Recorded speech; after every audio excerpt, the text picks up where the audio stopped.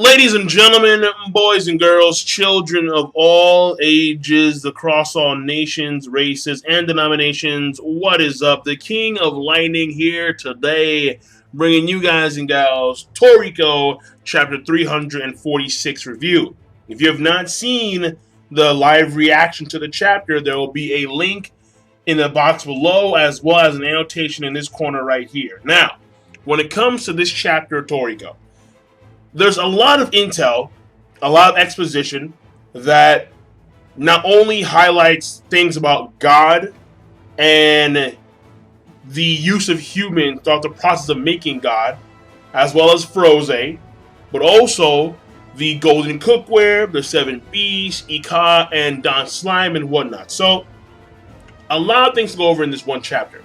First of all, we have basically, at the beginning of the chapter, we have the 10 shells actually admit that they were using the warp kitchen to hear the voice of the gourmet spirits so they could get an edge when it came to the competition against the Human World chefs. If not for that, the Human World chefs would actually be better than them. And of course, that was excluding people like Chiyo and Komatsu, who are the top of the bunch. So, when you have the 10 shells admit, even Asaruti admit, that, you know what, these Human World chefs, they're better than us. Because they spent, when it comes to the chefs of Blue Grill, they're always revived constantly throughout the ages. And because of that reason, they tend to lose a lot of the aspects of cooking and prepping ingredients that the Human World chefs clearly have, given their limited amount of time on the planet. So that winds up being a boon in their favor. And the 10 shells have to recognize that fact. Furthermore, when you have someone like Komatsu being greeted by Asaruti, I really wanted Komatsu to be like, yo, son, take the knee. Just take the knee. He's too modest. No, man. God damn it. Take the knee, son. Respect. I just cooked air for you, and you love that shit. Show some respect. So, that's what I was hoping for, but alas, my dreams don't come true. If they did, woo-wee, the world would be an amazing place. Well, for me specifically. So, that's, that part right there. And then they start talking about God. Now, the God that they're cooking in Blue Grill is a fraction of what God actually is. So, when I stated before that there's no way in hell that they have God here, I was kind of wrong about that. To where they do have God, but it is not the God. It is a fraction of a fraction of a fraction. It is Don Slime and Ika-sama taking fragments of what the full course is, and then using those fragments to create pseudo versions of the full course. The same thing applies to air and another and pear and then maybe center. But if we assume that they have the entire full course here, we can also assume that this entire full course, the pseudo full course, is not going to be the full course that they're going to utilize to try and revive Ichiryu. So Don Slime initially wanted the full course for himself, but then he said, no, we're going to use it to revive Ichiryu. So my assumption here is that Ichiryu is not going to come back with his pseudo full course because it doesn't have the same potency as the original full course. So when they actually get the entire full course, around that time, Neo Demon Acacia will be on the move in full. And the plan will be nearing its end because of Neo Demon Acacia. But at the same time, they could possibly revive Ichiryu. Which, to me, again, I think is ridiculous. But if Ichiryu is going to come back for the final arc, if you would, against Neo Demon, and the sole reason why will be to highlight a few things that were previously unknown to us. And then on top of that, more or less be a combat asset for the planet against Neo Demon, then it may not be as bad. Still bad, but may not be as bad as I think it would be. Because a lot of these things I want Toriko and the company to actually, discover and get through on their own. But to have a support pillar like Ichu would maybe be a good thing. Again, it could plan out to be very bad. It honestly could. But it could be a good thing. Possible. Though I honestly doubt it. After that, when they talk about God. Well, no, actually, before they talk about God, no. During the process of when talking about God, there you go. They also talk about human beings. And they meaning everyone, actually. Because I was thinking more or less it was mainly on the part of Jiji, but no. It's Jiji, Asaruti, Mach, and, Komatsu to all of them. And they're talking about humans in a very strange way. As if humans are just simply another ingredient in the mix. Which to me, I thought was very eerie. Because you have someone like Jiji explain how way back when, they were using various creatures as fertilizer for God. However, these creatures were insufficient. And then came a species called human. Like 100,000 years ago down the line, something like that. And the humans, they were abundant, they were energetic, they were witty, but they were weak, and they were actually a good source of fertilizer for God. And when they're talking about humans like that, I just find it like very eerie, because it's like, I'm not used to that. I'm not used to looking at humans as as us, as just another spice in the mix. I mean, normally, because when you have an age like the gourmet age of human beings, and humans themselves are eating a host of ingredients, and when you have the nitro look at humans in the same way, then it's pretty, like, it takes me aback. Let me keep it that simple. And more so than anything else, it does show you that when it came to those previous theories about how the blue nitro, they use humans as a means of they use humans in cooking processes. Yeah, they're right. So in the book that Kawato found in the Gourmet Pyramid, that in fact was the case where humans were used as ingredients, and more so than anything else, it was to cook God.